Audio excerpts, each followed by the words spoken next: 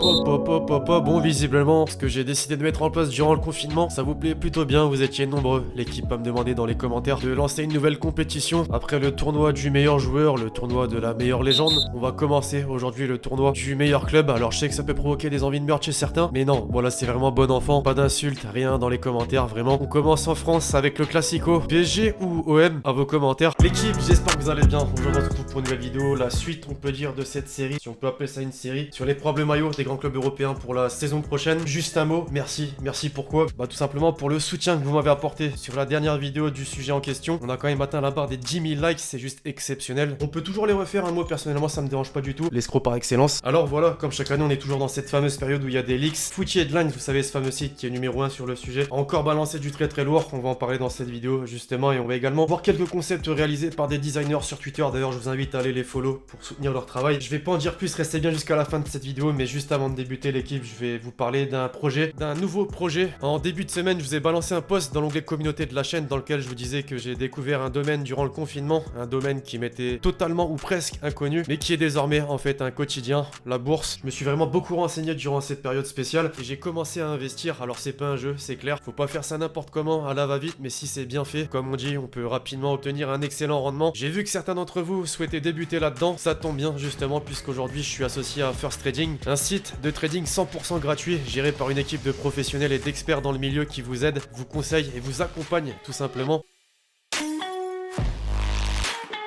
Aujourd'hui, il faut savoir que je génère entre 15 et 30% de bénéfices tous les mois grâce à eux. On me dit où est-ce que je dois placer mon argent de manière réfléchie, comment le placer, quand se retirer pour tirer des bénéfices, etc. C'est vraiment top. Voilà, si vous êtes intéressé, n'hésitez vraiment pas à vous rendre sur le site, ne serait-ce que pour jeter un petit coup d'œil. Et pourquoi pas vous y inscrire. Si vous avez une question durant l'inscription ou une fois que vous êtes membre, c'est ici que ça se passe. Vous cliquez sur l'onglet Messenger et vous pouvez aussi venir en DM sur Twitter, c'est ouvert. On entre dans le vif du sujet. Désormais, l'équipe en France, pour commencer avec l'Olympique Lyonnais. Alors, c'est plus une surprise, on le sait désormais depuis plusieurs mois. À partir du début de la saison 2020-2021 jusqu'en juin 2025, Fly Emirates sera le sponsor maillot. La compagnie aérienne succède donc au constructeur automobile sud-coréen Hyundai qui était lié à l'OL depuis 2012. Une belle affaire pour l'AS et pour mes Lyonnais tout simplement puisque vous le savez, le contrat avoisine les 20 à 25 millions d'euros par saison. Maintenant, la question qui se pose, à quoi ressemblera la première tunique qui arborera ce nouveau sponsor maillot? Justement, il y a quelques jours, le maillot domicile aurait fuité. Il est principalement blanc avec l'apparition du rouge et du bleu au niveau des épaules, de l'extrémité des manches, mais aussi sur la partie basse. Un design plutôt simple qui a été énormément critiqué sur les réseaux sociaux, surtout que la saison prochaine est symbolique étant donné que le club va fêter son 70e anniversaire. La mention 1950-2020 d'ailleurs devrait être écrite au-dessus de l'écusson du club. Alors même si rien n'est officiel, je sais que nombreux sont ceux qui ont partagé des concepts en mentionnant directement le club et même Olas. Justement, je vais les mettre en avant puisque moi aussi je trouve que l'équipementier se devait et se doit surtout de faire mieux que ça. On a Synthetix, toujours aussi innovant, qui a imaginé le maillot domicile,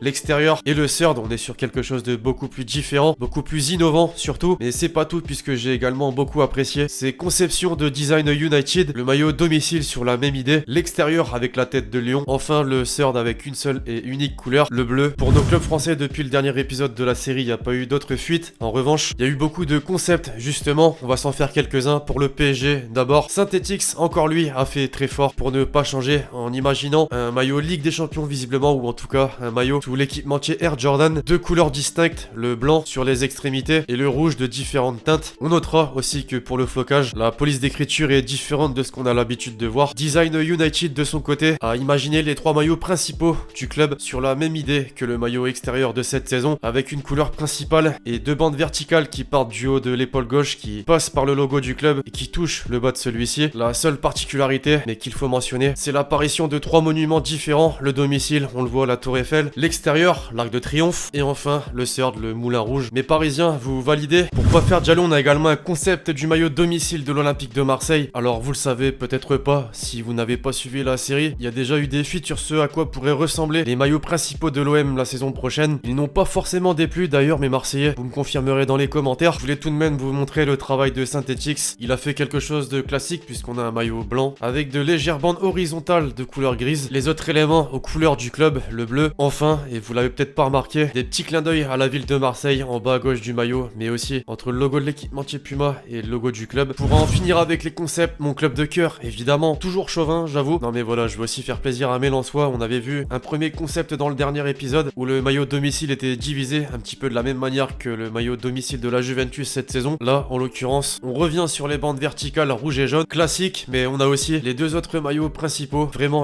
originaux, le blanc avec la mention sang et or sur l'extrémité des manches, d'où l'utilisation du rouge et du doré. Enfin, le maillot noir et vert sur la base d'un mini quadrillage, si vous regardez bien. Cette fois-ci, c'est la mention fier d'être Lensois qui est placée à l'extrémité des manches. J'aime beaucoup, voilà, alors si ça peut donner des idées à notre équipementier Macron, mais Lensois, vous en pensez quoi? Outre-Manche, désormais l'équipe, on revient sur nos leaks puisque le site Footy Headlines a dévoilé les premières images des probables maillots des Spurs de Tottenham pour la saison 2020-2021. Des tuniques d'ailleurs, à l'image du maillot domicile de l'Olympique Lyonnais, qui ne plaisent pas forcément à tout le monde. Atroce, horrible, des termes que les fans du club ont fait circuler en voyant ce qui pourrait être et devrait être même le maillot domicile. Pour le coup, là on peut dire que Nike a tenté quelque chose. La base blanche nuancée par des motifs du kit est associée au bleu marine et au jaune sur le col, les épaules ainsi que les côtés sur un style en zigzag. Le kit extérieur lui reprend exactement la même idée avec forcément trois couleurs différentes, le vert, le rose et le noir. Enfin, pour le troisième kit, on est sur quelque chose de plus simple mais tout de même innovant. La mise en place des logos sur la partie centrale, le dégradé très subtil de couleur jaune, plus clair sur le haut, vert plus foncé sur le bas. Deux couleurs distinctes donc, le jaune, on l'a cité, et le bleu foncé. Personnellement, je valide le dernier. Maintenant, pour la petite info, l'officialisation devrait intervenir en juillet, tout comme l'année dernière d'ailleurs. On poursuit avec Arsenal après le leak du probable maillot domicile pour la saison prochaine qu'on avait vu d'ailleurs dans le dernier épisode. Il y a quelques jours, on a eu le leak du probable maillot extérieur pour la saison prochaine. Il a déjà beaucoup fait parler et ça peut se comprendre quand on voit le design. Adidas s'est basé sur une base de couleur blanche, le noir pour les sponsors et logos, enfin et surtout le rouge qui à première vue fait penser à des gouttes de sang mais qui s'inspire finalement des célèbres Marble Halls de Highbury, l'ancien stade d'Arsenal. En fait, dans l'une des tribunes, une statue en buste d'Herbert Chapman est exposée, le manager en fait qui a transformé Arsenal dans les années 30. Justement, le marbre fait penser au design du maillot. Rien d'officiel encore une fois. De la même manière qu'Arsenal après le leak du probable maillot domicile de Manchester City, le club a eu le droit à son tour au leak des deux probables maillots principaux pour la saison prochaine. Ça ne manque vraiment pas d'originalité visiblement. Puma a imaginé le kit extérieur sur une base principalement noire comme la saison dernière finalement, mais avec un look vraiment très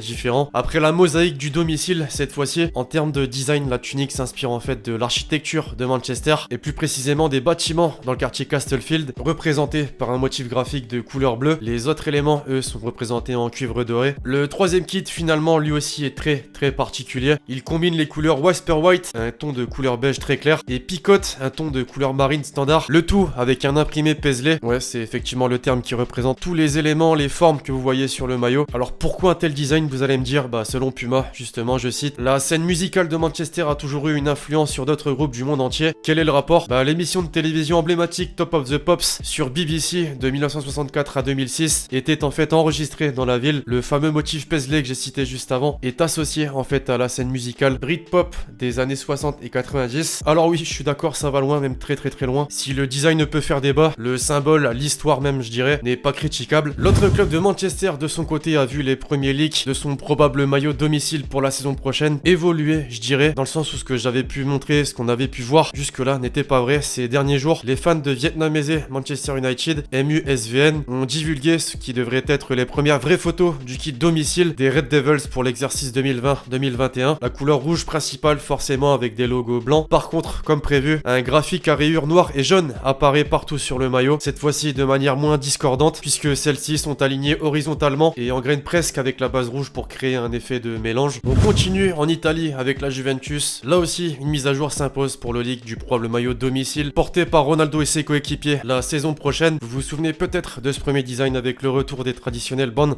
noires et blanches, avec la particularité que ces coups de pinceau noirs, on peut dire, n'allaient pas jusqu'au bas du maillot. Maintenant, c'est le cas. Le kit domicile de la Juventus à dominante blanche présente 4 rayures noires sur le devant et les manches. Les autres éléments, eux, sont toujours dorés. Adidas n'est pas l'équipementier du Real Madrid pour rien non plus. Il y a toujours quelques similitudes. D'ailleurs, pour l'AS Roma, la célèbre marque américaine Nike a été plutôt audacieux en s'inspirant tout de même de l'un des maillots les plus emblématiques du club. Ce leak du probable maillot domicile du club de la capitale italienne a été divulgué il y a quelques jours. Comme la tunique domicile de la saison 79-80, le design combine une base rouge vif avec des nuances d'orange et de jaune en bloc autour du col. Un look multicolore finalement, mais très original, tout comme le troisième kit sur cet aperçu qui incorpore en fait l'imprimé emblématique Safari sur les parties latérales, un maillot principalement noir et orange. Enfin, pour terminer, en Allemagne, c'est le RB Leipzig qui a vu le leak de son probable troisième maillot circuler. Encore une fois, Nike pour l'exercice 2020-2021 veut visiblement taper dans le renouveau avec des designs plutôt originaux. C'est le cas de le dire ici puisqu'il présente une base bleu marine, bleu foncé avec un imprimé graffitié, des tons de bleu différents donc. Pour le reste, la couleur orange fait ressortir les logos du club, de l'équipementier et du sponsor maillot. Vous en pensez quoi? Bref, voilà l'équipe, c'est tout pour cette vidéo sur les probables maillots des grands clubs européens pour la saison prochaine. J'espère vraiment que vous l'avez kiffé, je compte sur vous, c'est le cas pour lâcher le gros pouce bleu. Donnez-moi vos différents avis justement sur ce qu'on a pu voir aujourd'hui, puis d'ici là on se retrouve très vite sur la chaîne pour de nouvelles vidéos. C'était Lexity, ciao.